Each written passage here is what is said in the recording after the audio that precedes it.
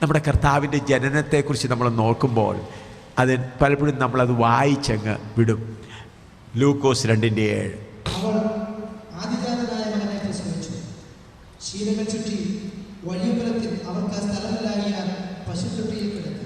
പലപ്പോഴും നാം ചിന്തിക്കുന്നത് നമ്മുടെ യേശു പുൽത്തൊട്ടിയിൽ ജനിച്ചു എന്നാണ്. അല്ല,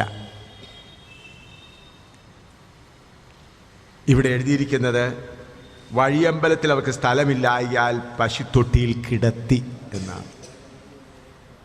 നാം വായിക്കുന്നത് പശുത്തൊട്ടിയിൽ അല്ല, വഴിയമ്പലത്തിൽ ചെന്നു, ആരും സ്ഥലം കൊടുക്കുന്നില്ല. സാധാരണ ആരെങ്കിലും അവിടെ ഈ പേര് വിളിക്കാനായിട്ട് എല്ലാവരും പേര് ചേർത്താനായി സെൻസസ് എടുക്കാൻ എല്ലാവരും പട്ടണത്തിലേക്ക് വന്നിരിക്കുകയാണ്. അവിടെ ബന്ധുക്കാരുള്ളവർ അവരുടെ വീട്ടിൽ പോയി കാണും. ആർക്കും ബന്ധുക്കാരില്ലാത്തവരാണ് വഴിയമ്പലത്തിൽ പോയി കിടക്കുന്നത്.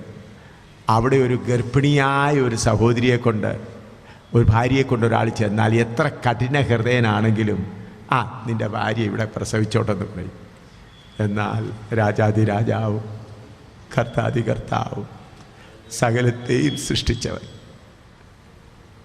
ഈ ഭൂമിയിൽ ജാതനാകുമ്പോൾ അവന് വേണ്ടി ഒരു ക്രമീകരണങ്ങളും ചെയ്തിരുന്നില്ല.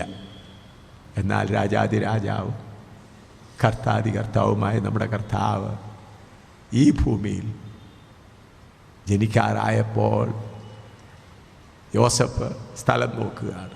ഒന്നും കിട്ടുന്നില്ല. മറിയ പൂർണ്ണഗർഭിണി. മറിയ പറയുന്നുണ്ടായിരിക്കും, യോസഫ് എനിക്ക് വേദന സഹിക്കാൻ വയ്യ, ഗർഭത്തിൻ്റെ പ്രസവ വേദന പിടിച്ചിരിക്കുകയാണ്, എനിക്ക് സഹിക്കാൻ വയ്യ. ഒടുവിൽ ഞാൻ വിചാരിക്കുന്നത് പശുക്കളെ പ്രസവിക്കുന്നത് പോലെ വഴിയിലെവിടെയോ പ്രസവിച്ചു. തേടി വന്നപ്പോൾ ഒരു പുൽത്തൊട്ടി കെട്ടി അതിനകത്ത് കിടത്തി. ഹല്ലേലൂയ. പുൽത്തൊട്ടിയിലല്ല പ്രസവിച്ചത്. ഇവിടെ എഴുതിയിരിക്കുന്നത് പുൽത്തൊട്ടിയിൽ കിടത്തി എന്നാണ്. ഇത്രയും താണ് നമ്മുടെ കർത്താവ്. ലോകം സൃഷ്ടിക്കുന്നതിന് മുൻപ്, ഈ ഭൂമിയെ സൃഷ്ടിക്കുന്നതിന് മുൻപ് ദൈവത്തിൻ്റെ പ്ലാനിലുള്ളതാണ് മനുഷ്യനായ അവൻ ഈ ഭൂമിയിൽ വരുമെന്നുള്ളത്. ആദാമൻ പാപം ചെയ്തപ്പോൾ പറഞ്ഞു സ്ത്രീയുടെ സന്തതി വരും. ഹല്ലേലൂയ.